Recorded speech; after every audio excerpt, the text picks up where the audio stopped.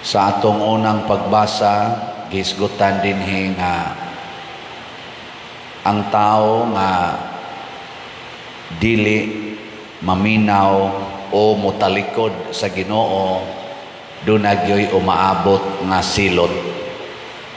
Dili tungod kay ang Ginoo masuko niya or mosilot niya, apan tungod kay iyang gipalayo ang iyang kaugalingon gikan sa tuburan sa grasya. Nya nispasalig sa diris unang pagbasa nga ang tao nga musalig sa Ginoo iya giyong panalanginan. Lingiyay mong tupad na nisalig ka sa Ginoo. Nya kinsa maning musalig sa Ginoo kanang nagtuman sa mga balaod nga Diosnon. Kinsa maning mga taong nitalikod sa Ginoo kanang ni salikway sa mga balaod nga Diosnon. Nya unsa may balaod nga Diosnon? Kanang in general lang ha, ang balaod nga Diosnon kanang maghatag og kaayuhan sa katilingban. Unsa may pagsupak ana kanang maningkamot na ta nga ang ato na lang yung kaugalingon maoy dunay kaayuhan. Mao bitaw dinhi kanang ato dinhing role na atay asyirit, na ay tigbantay sa pultahan, na ay tigsinyas asa mo palingkuron, maayo na dautan. Kinsa ninyo ang nituman gid ana unya di gyud mo supak-supak ta sa ngamot. Maayo kay wa katunga. Sa ato pa kamong tanang nanimba karon, wa gyud mo value ana. Dugay-dugay na gid anatong gihimo, mga 2 years na, sobra pa. Hapit na lang ko dinhi mawagtang. Pero wa gyud makat-on ang kadaghanan. Murabag baliwa. Ingon ana ang atong kinaiyasad sa Ginoo. Sige tagsimba, sigig simba, sige paganig rosaryo, mag-choir pa, magliktor pa, pari pa. Pero kusog kay mo sa likway sa balaod sa Ginoo. Muna diri sa atong tubag sa Salmo, bulahan sila nga nagalaom sa Ginoo. Nya kining Salmo 1, Psalm number 1, nindot kay ni kay gadiskas ni dinhi sa kalainan sa taong dautan o sa taong matarong. Bulahan ang tao nga wala magsunod sa tambag sa dautan, ni maglakaw sa dalan sa mga makasasala, ni makig-uban sa mga way-ulaw, kundili nalipay pagpalandong sa balaod sa Ginoo sa adlaw ug sa gabii. Mao ni ang description sa taong matarong. Dili ingon ini ang dautan matud pa sa atong Salmo. Dili gayod sama sila sa tahop nga paliron sa hangin. Kay ang Ginoo nagabantay sa dalan sa matarong, apan nagalaglag sa dalan sa dautan. Muna diri sa atong Ebanghelyo, giklaro gini sa pagsuwat ni San Lucas, nagisulti diay ni Kristo nga bulahan kamong mga kabos kay inyo ang gingharian sa langit, nya alaot kamong mga dato karon kay napahimuslan na ninyo ang kinabuhi na hayahay. Tanawa ha, bulahan kamong mga kabos, unya ang tugbang, alaot kamong mga dato. Napaygimutang diri, bulahan kamong mga gigutom karon, alaot kamong mga busog karon. Nasa gibutang diri, alaot kamo or bulahan kamo nga naghilak karon, alaot kamong nagsigi og pangatawa karon. Gikuan-kuan bagi sana gi tugbang-tugbang nya napagigingon alaot or bulahan kamong gidaog-daog, gibutang-butangan sa tanang matang sa kadautan karon. alaot kamong mga gidaig karon. Gilingay mong tupad ing na ba alaot ka o bulahan? Ing na ko.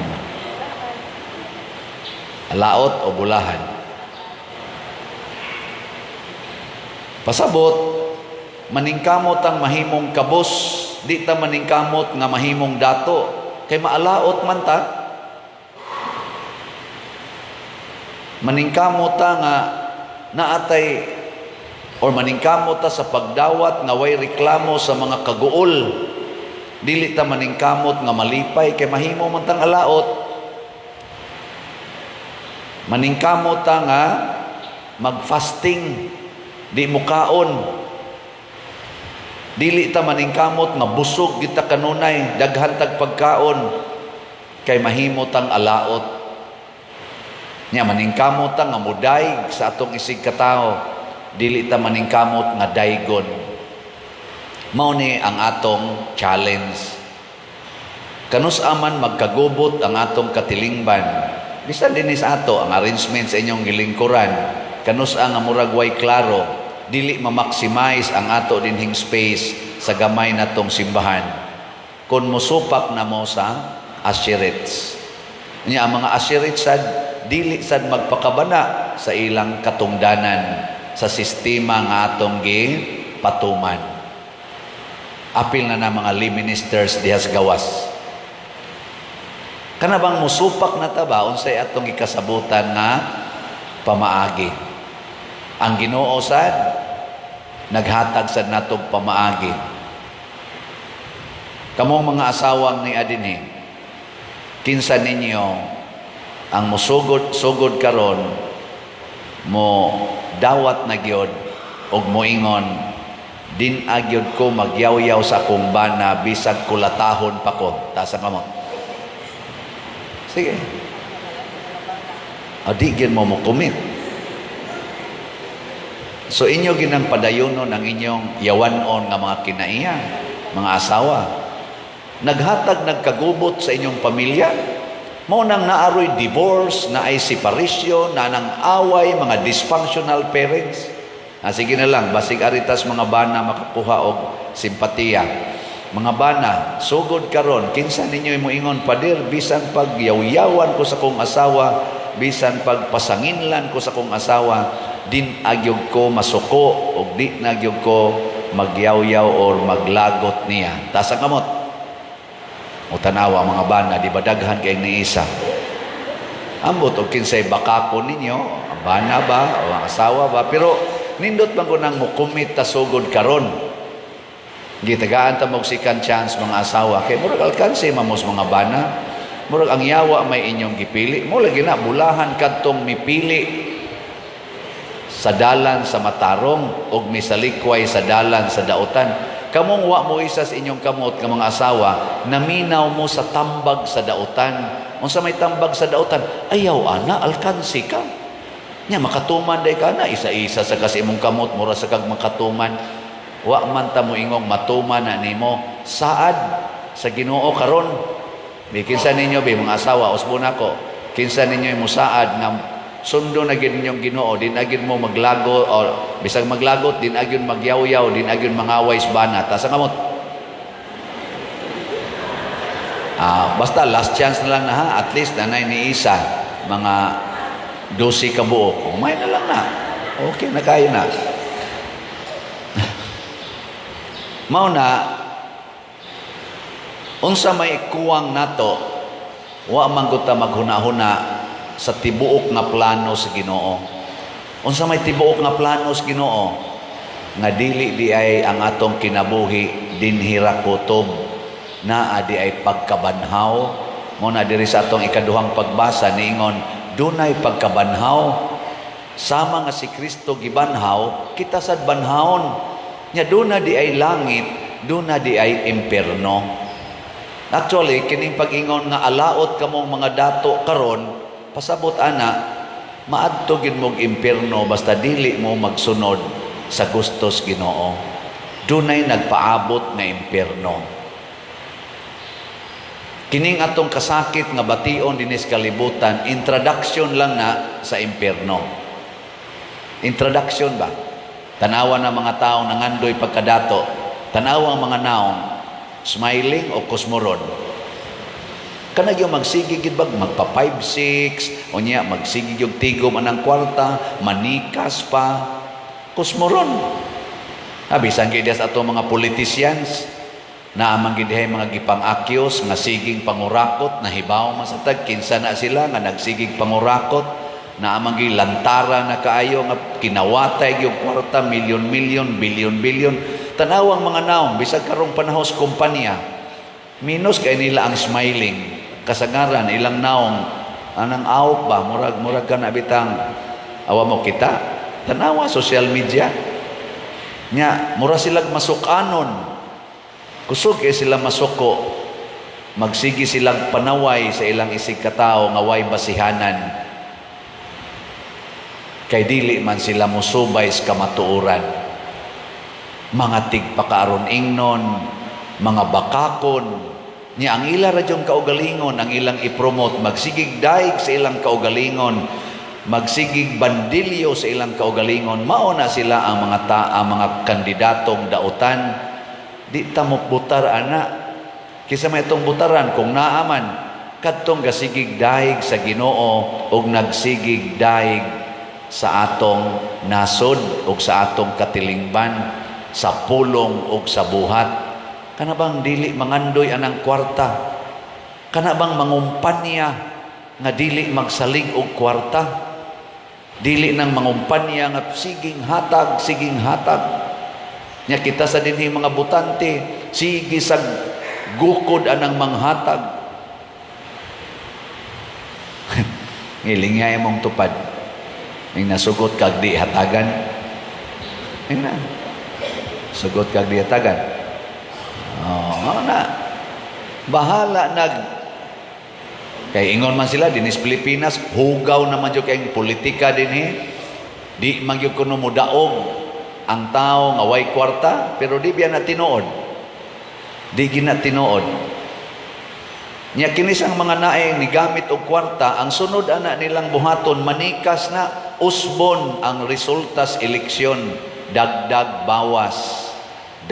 bawas kusog kay na kontrolon ang komili kontrolon ang mga voting canvassing centers abunuhag kwarta sige lang pero importante magsunod kita sa maayo mapildi man or mudaog aning eleksyon ang mga tarong di na mo importante ang importante nagsunod ba ka sa gustos Ginoo naa ang katarong naa ang pagkahigugmaon pagkamapaubsanon last na lang lingi sa imong tupad ang di mo lingi padong sa impyerno sige ing na lingay mong tupad ing na sugod karon sabat ihurot na nakughog sa kulikta akong kwarta sige away niyo mga naong di ba maigking dayon basta kwarta nagahisgotan igking dayon na pero og moingon ta ang Ginoo hatagan mo gatusan kapilo kung unsay inyong ihog sa kolekta moingon din Lord kanindot ana pero di lang gyapon mohog ang pangayoon kadtong gatusan kapilo unsa may pilo-piloon sa Ginoo wa tay gihatag multiplication may gamitos Ginoo multiplication ba bugo-bugo man ko ang multiplication pero ang multiplication mao kini 1 times 2 equals sige na 2 4 times 4 equals 10 times 100 equals Hoy kusgan 1,000 100 times 100 equals